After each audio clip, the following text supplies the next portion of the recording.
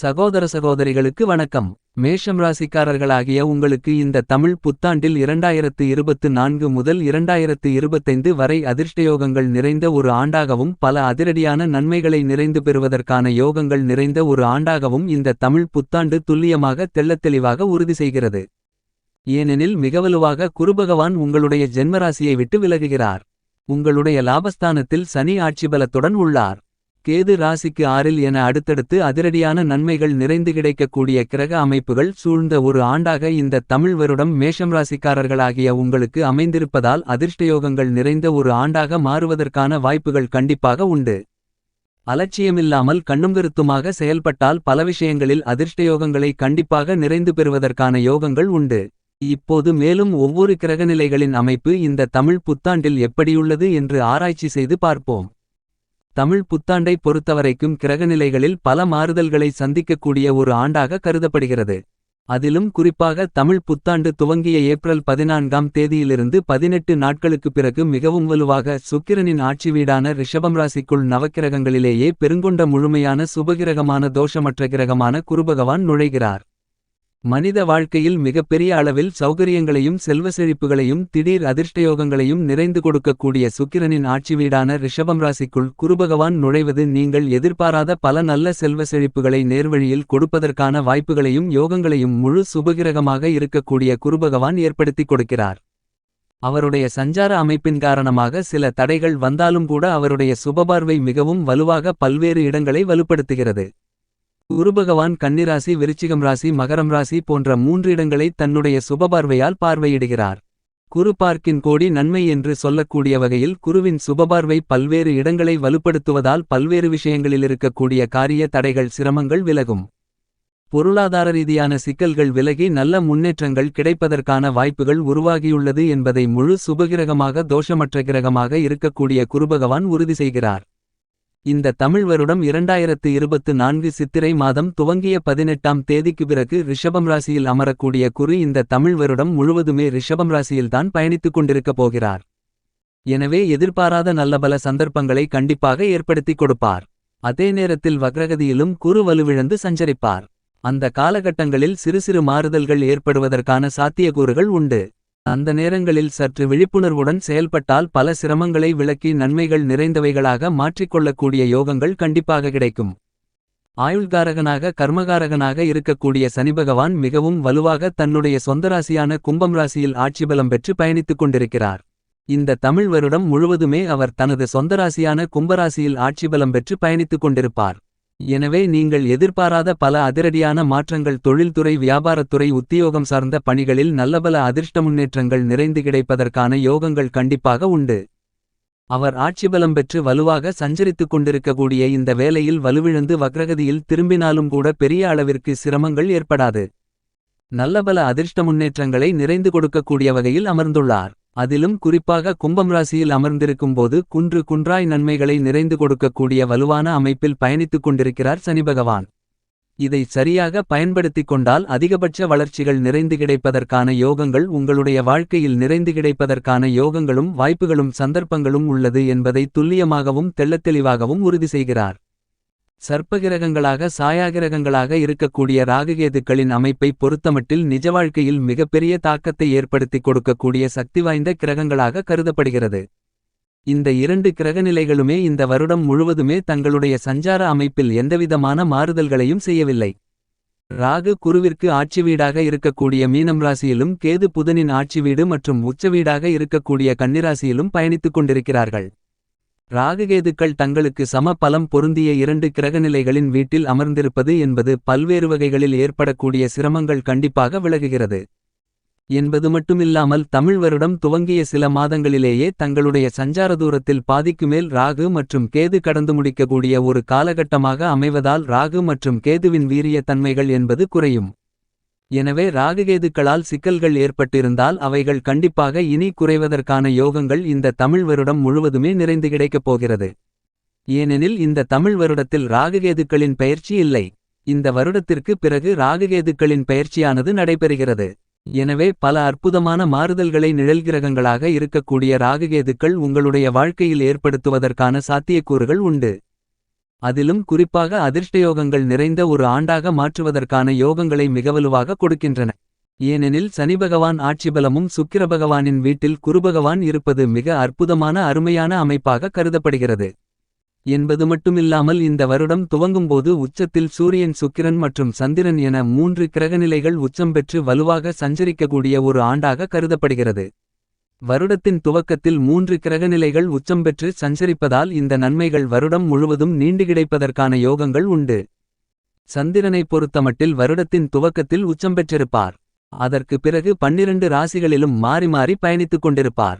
சில நேரங்களில் நன்மைகள் அபரிவிதமாகவும் சில நேரங்களில் சிரமங்களை அதிகமாக சந்திப்பதற்கான சூழல் உண்டு என்பதை சந்திரனின் அமைப்பு தெளிவாக உறுதி செய்கிறது. பொதுவாக இந்த வருடத்தில் சந்திரன் அஷ்டமத்தில் சஞ்சரிக்கும்போது மட்டும் அதீத கவனத்துடனிருப்பது நல்லது. தேவையில்லாத வாக்குவாதங்கள் மற்றும் தேவையில்லாத செயல்களில் ஈடுபட வேண்டாம். மிக முக்கியமாக நல்ல காரியங்களில் ஈடுபடும்போது சந்திராஷ்டம தினங்களில் அவற்றை செயல்படுத்த முயற்சி செய்ய வேண்டாம். சந்திரன் அஷ்டமத்தை தவிர மற்ற காலகட்டங்களில் பல நன்மைகளை நிறைந்து கொடுக்கக்கூடிய ஒரு வலுவான அமைப்பில்தான் கண்டிப்பாக இந்த வருடம் முழுவதும் பயணித்துக் கொண்டிருப்பார்.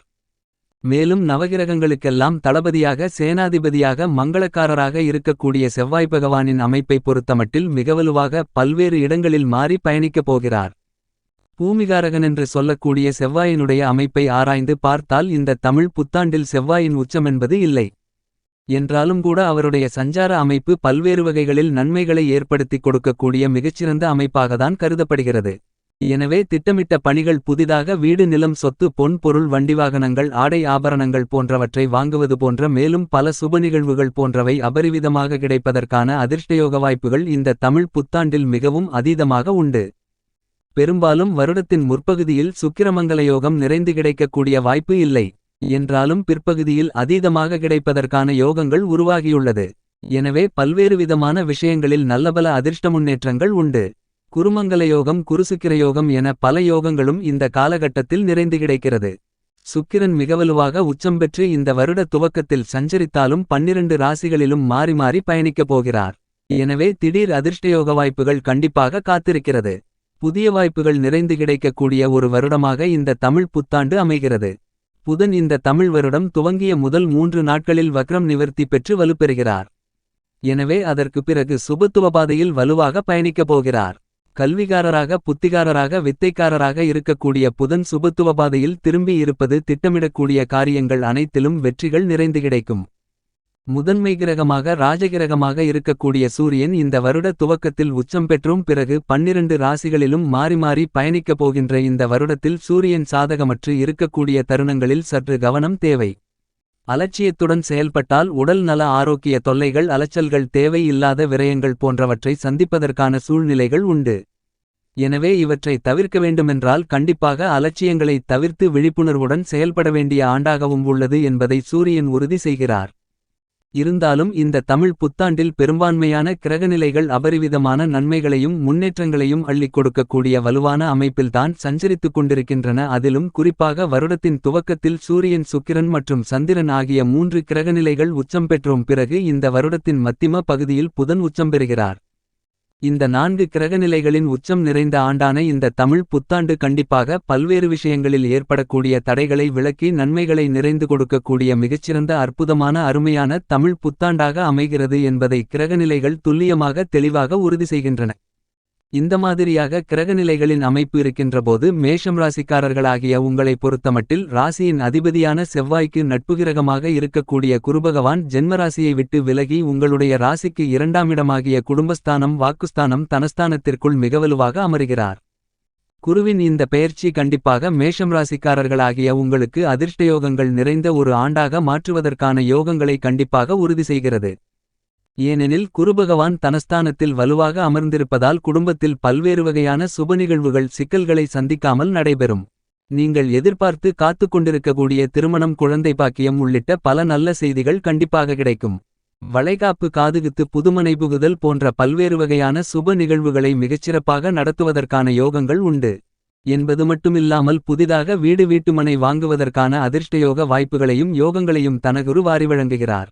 என்பது மட்டுமில்லாமல் குருபகவான் தன்னுடைய சுப பார்வையால் மிகவலுவாக உங்களுடைய ராசிக்கு 6, 8, 10 போன்ற இடங்களை பார்க்கிறார். எனவே கடன் சார்ந்த தொல்லைகள், ஆரோக்கிய தொல்லைகள் விலகும். அஷ்டம பாதிப்புகள் மறையும். தொழில் ரீதியாக அபிவிருத்திகளை காணக்கூடிய யோகங்கள் உண்டு. தொழில்துறையை வலுப்படுத்தக்கூடிய வகையில் ஏற்கனவே சூரியனின் மைந்தனாக இருக்கக்கூடிய நவக்கிரகங்களிலேயே வலிமை வாய்ந்த கிரகமான சனிபகவான் லாபஸ்தானத்தில் ஆட்சிபலம் பெற்று பயணித்துக் கொண்டிருக்கிறார். எனவே இந்த காலகட்டத்தில் திட்டமிட்டதை விட உத்தியோகத்தில் நீங்கள் எதிர்பார்க்கக்கூடிய நல்லபல சலுகைகள் நிறைந்து கிடைக்கும்.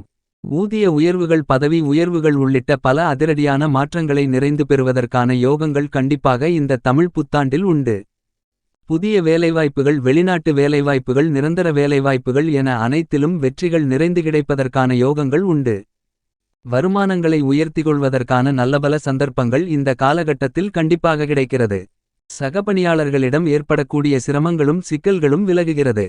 ஏனெனில் நவகிரகங்களிலேயே பெருங்கொண்ட கிரகமான குரு மற்றும் சனி ஆகிய 2 கிரகநிலைகளும் வலுவாக சஞ்சரிக்கின்றன என்பது மட்டுமில்லாமல் நிழல் கிரகங்களாக இருக்கக்கூடிய ராகுகேதுக்கள் வலுவாக பயணிக்கிறார்கள். கேது ராசிக்கு 6ஆம் இடமான ரணருண ரோக சத்ருஸ்தானத்தில் அமர்ந்திருப்பது அமோகமான வளர்ச்சிகளுக்கு அடித்தளமிடக்கூடிய அமைப்பாக கருதப்படுகிறது. ராகு உங்களுடைய ராசிக்கு 12ஆம் இடமான விரயத்திலிருந்தாலும் கேது 6இலிருப்பது அமோகமான வளர்ச்சிகளை உறுதி செய்கிறது. கேது மிகவலுவாக அமர்ந்திருப்பதால் எதிர்மறையான சிந்தனைகள் தோற்கடிக்கப்படும். எனவே தொழில்துறையில் உச்சபட்ச வளர்ச்சிகளை பெறக்கூடிய வகையில் மத்திய மாநில அரசின் சலுகைகள் உள்பட நீங்கள் எதிர்பார்க்கக்கூடிய நல்லபல அதிர்ஷ்ட முன்னேற்ற வாய்ப்புகள் நிறைந்து கிடைக்கப் போகிறது. உங்களுடைய திட்டங்களை மிகச்சிறப்பாக செயல்படுத்துவதற்கான வாய்ப்புகளும் மிகவலுவாக கிடைக்கக்கூடிய ஒரு காலகட்டமாக கருதப்படுகிறது. தொழில்துறையில் புதிய ஆர்டர்கள் ஒப்பந்தங்கள் என அடுக்கடுக்காக மிகச்சிறந்த வளர்ச்சிகளையும் யோகங்களையும் நிறைந்து பெறுவதற்கான அதிர்ஷ்டயோக வாய்ப்புகள் கண்டிப்பாக உண்டு. மங்களகாரகன் என்று சொல்லக்கூடிய ராசியின் அதிபதியான ராசிநாதனான செவ்வாய் பகவான் இந்த வருடத்தின் துவக்கத்தில் லாபத்திலும் பிறகு விரயம் ஜென்மம் 2 3 4 5 ஆகிய இடங்களில் பயணிக்கப் போகிறார். ராசியின் அதிபதியினுடைய அமைப்பு என்பது பெரும்பாலும் இந்த வருடம் முழுவதும் நல்லபல அதிர்ஷ்ட முன்னேற்றங்களை ஏற்படுத்தி கொடுக்கக்கூடிய அமைப்பாகத்தான் கருதப்படுகிறது. எனவே விவசாயம் சார்ந்த பணிகளில் நல்ல வளர்ச்சிகள் கிடைக்கும். புதன் பெரும்பாலும் சாதகமாக சஞ்சரிக்கிறார். எனவே உயர்கல்வி உள்பட கல்வி சார்ந்த சூழ்நிலைகள் மகிழ்ச்சியை ஏற்படுத்தி கொடுக்கக்கூடிய வகையில் கண்டிப்பாக மேஷம் ராசிக்காரர்களாகிய உங்களுக்கு அமைகிறது. சூரியனும் பெரும்பாலும் சாதகமாக பயணிக்கிறார். ராசியின் ராஜயோகாதிபதியாக இருக்கிறார். எனவே அவர் வருடத்தின் துவக்கத்திலிருந்து நல்ல பலன்களை அள்ளிக் கொடுக்கப் போகிறார். எனவே அலைச்சல்களும் சிரமங்களும் பெருமளவில் குறையும் என்பது மட்டுமல்லாமல் காரிய வெற்றிகள் நிறைந்து கிடைக்கும். மேலும் இந்த தமிழ் புத்தாண்டு காலகட்டத்தில் மேஷம் ராசிக்காரர்களாகிய உங்களுடைய எதிர்பார்ப்புகள் அனைத்தும் முழுவதுமாக பரிபூரணமாக பூர்த்தியாகக்கூடிய யோகங்கள் உண்டு. பல்வேறு வகையான சுப நிகழ்வுகளும் சிறப்பாக நடந்தேறும். கலைத்துறை அரசியல் துறை சார்ந்த பணிகளில் திட்டமிட்ட அசூர வளர்ச்சிகள் நிறைந்து கிடைப்பதற்கான யோகங்கள் உருவாகியுள்ள ஒரு மிகச்சிறந்த ஆண்டாக இந்த தமிழ் புத்தாண்டு அமைகிறது. மேலும் இந்த வருட காலகட்டத்தை மிகச்சிறந்த மகிழ்ச்சிகரமான காலகட்டமாக மாற்றிக்கொள்ள கண்டிப்பாக வாரத்தில் ஏதேனும் ஒரு நாள் விரதமிருந்து அருகாமையில் இருக்கக்கூடிய அம்மன் ஆலயத்திற்கு சென்று 2 நெய் தீப விளக்கு போட்டு வழிபாடு செய்யுங்கள். உங்களுடைய வாழ்க்கையில் நிறைந்த நன்மைகளும் முன்னேற்றங்களும் கிடைக்குமென்பதில் சந்தேகமில்லை.